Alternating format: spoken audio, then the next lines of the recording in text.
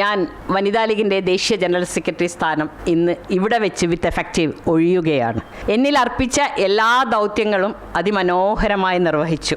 മുസ്ലിം ലീഗിന്റെ സ്ഥാനാർത്ഥി പ്രഖ്യാപനത്തിന് പിന്നാലെ തന്നെ വനിതാ ലീഗ് നേതാക്കൾ പട്ടികയിൽ ഉൾപ്പെടാത്തതിൽ നൂർബീന റഷീദ് പരസ്യ പ്രതിഷേധം അറിയിച്ചിരുന്നു. അതിന്റെ പാരമ്യതയിലാണ് ഇപ്പോൾ പദവി രാജിവെച്ചിരിക്കുന്നത്. പാണക്കാട് തങ്ങളെ 4ാം ഖലീഫ എന്ന് അധിക്ഷേപിച്ചയാളാണ് ഇപ്പോൾ സ്ഥാനാർത്ഥി ആയിരിക്കുന്നതെന്ന് ഫാത്തിമ തഹ്ലിക്കെതിരെ രൂക്ഷ വിമർശനം.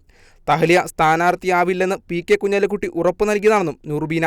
കുനാൽ സാഹിബ് നേരെ ചൊവ്വയിൽ പറഞ്ഞു ഹരിതയുടെ കുട്ടികളെ കൊടുക്കുമെന്ന്. അപ്പം പറഞ്ഞു ഇല്ല, അവരെയൊക്കെ ഓരോ സ്ഥലത്ത് ഇരുത്തിയിട്ടുണ്ട്. ഇത് ഞാൻ പറഞ്ഞല്ലോ, നിങ്ങളുടെ മീഡിയ ചാനലിലുള്ള ലൈവല്ല അവിടെ ഉണ്ട്. അത് കഴിഞ്ഞ് ഞാൻ പല പ്രാവശ്യം കുനാൽ സാഹിബിനോട് ഞാൻ ചോദിച്ചു, നിങ്ങൾ തഹ്ലിയക്ക് കൊടുക്കുന്ന ഇല്ല തഹ്ലിയ വരില്ല.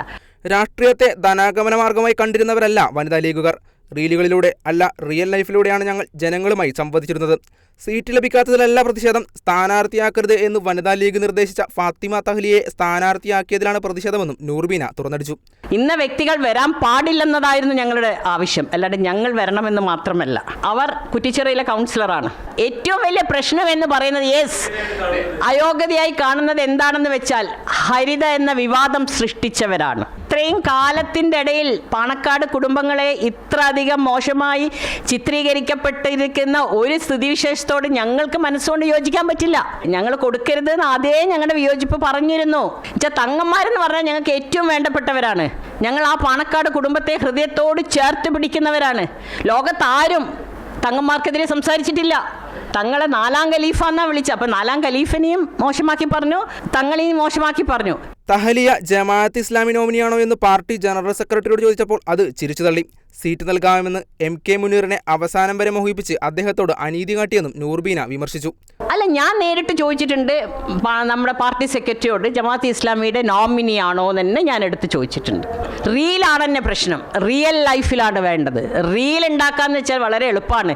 മുനീർ സാഹിബിനോട് എന്താ കാണിച്ചത്? തീർത്തും അനീതിയല്ലേ.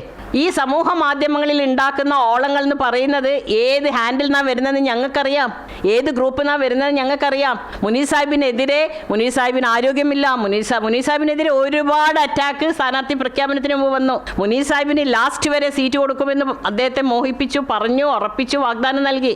അങ്ങനെ ലാസ്റ്റ് മിനിറ്റ് മുനീർ സാഹിബിനെ ഒഴിവാക്കി. വനിതാ ലീഗിന്റെ പദവി രാജിവെക്കുമെങ്കിലും ലീഗിൽ തുടരാൻ തന്നെയാണ് നൂർബീനയുടെ തീരുമാനം. വനിതാ ലീഗിലെ വലിയൊരു വിഭാഗത്തിന്റെ പിന്തുണയും ഇവർ അവകാശപ്പെടുന്നുണ്ട്. Kerala vision news, Kozhikode.